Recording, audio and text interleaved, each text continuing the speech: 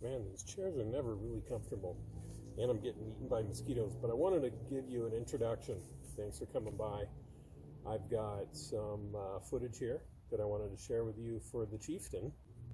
Thanks to South Sound Hotrods, they've got the transmission all fixed up in the Chieftain. Good to go, drove it home.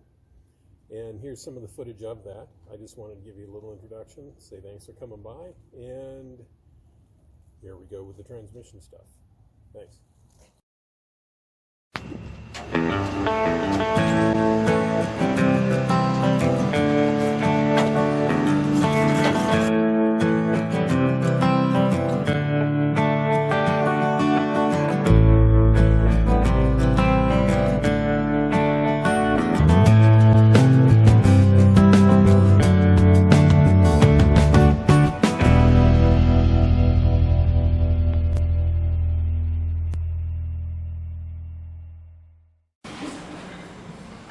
There's the Star, Chief.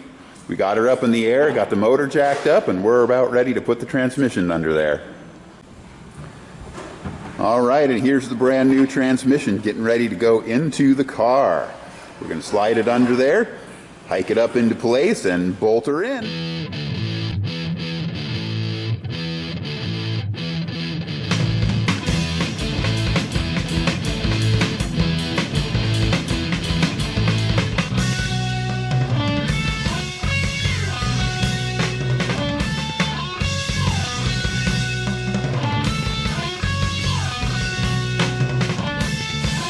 All right, well there it is in. Couldn't get people and the camera under here at the same time as we were putting it in, but it's in the car. It's got the first couple bolts in. We still got them 32 bolts that hold the torque converter in to put in and everything else, but it's in the car, and we'll see about getting some bolts in there next and then putting the cross member in after that. Lost our ancient ways in our vision blurred. The candles dim, the sun has set, and the 32 bolts that hold this torque converter onto the flywheel. Put a few in, tighten some up. Then of course we crank it around in a circle and try and tighten them kind of evenly. But you certainly can't get to them all at once, so we're putting the ones in that we can reach, and then we rotate the motor and put a few more in.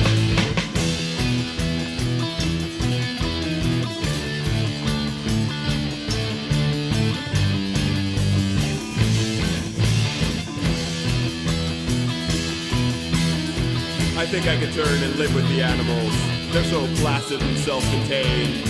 I stand and look at them long and long. They don't sweat and whine about their conditioning. All right, we got the torque converter all bolted in and tightened down, and we're getting ready to put in the transmission cross member, which also acts as a rear motor mount in this car. As you can see, we got a lot of new bolts up in here.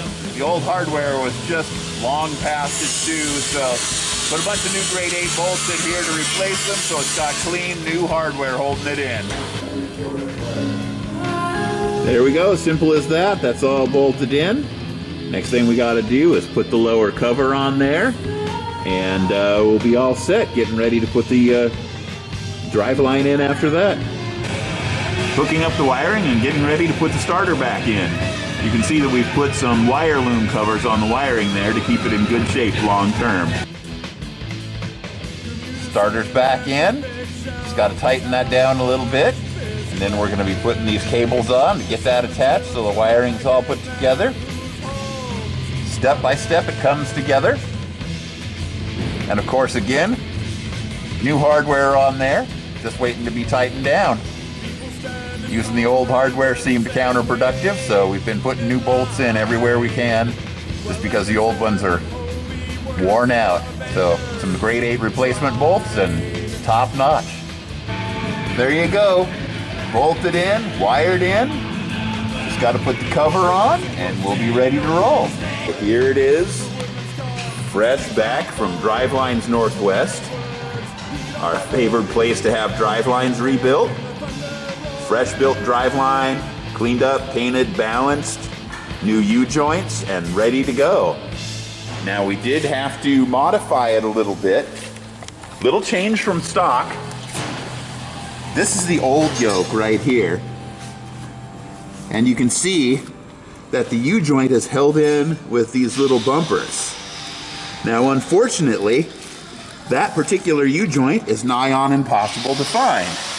This is the new standard right here, held in with these snap rings. So we had to get a new yoke that was designed to hold in with these snap rings and get that all set.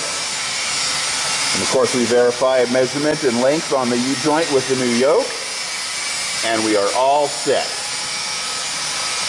Next we're going to put that back in, and we can finish up, bolt the car back together, fill up the transmission with fluid, and fire it up.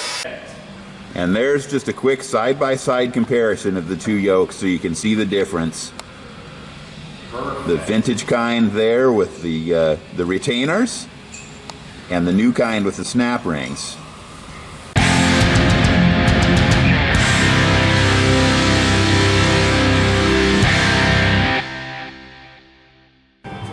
All right, there it is installed. We just bent down the retaining tabs on that rear U-joint there. And it's all installed in the car.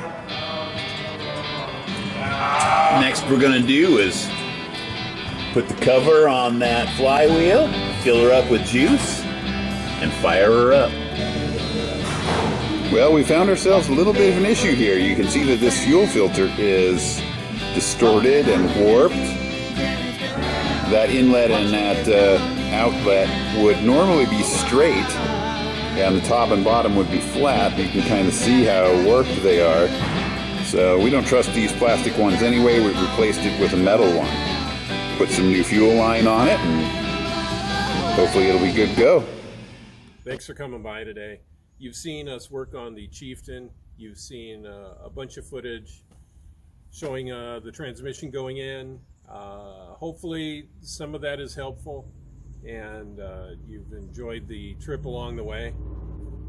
We didn't get to show you the installation of the new fuel pump. On a little side note, the fuel pump that's on the old Chieftain here is a two-piece.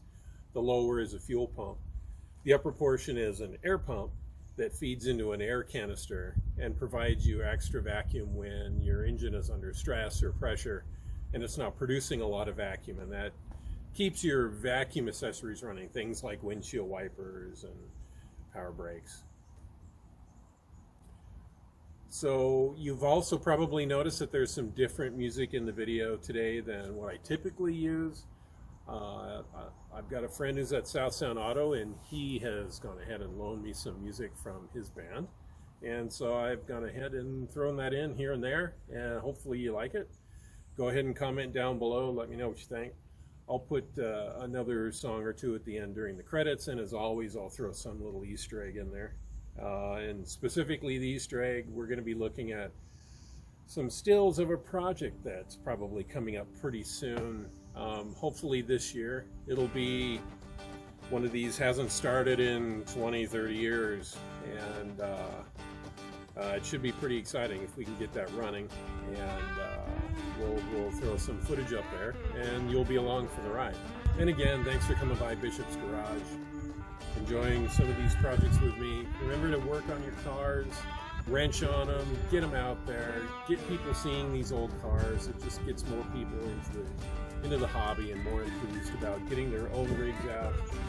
And you know, what better way to enjoy your cars than to get smiles and thumbs up from everyone else. All right, thank you very much again.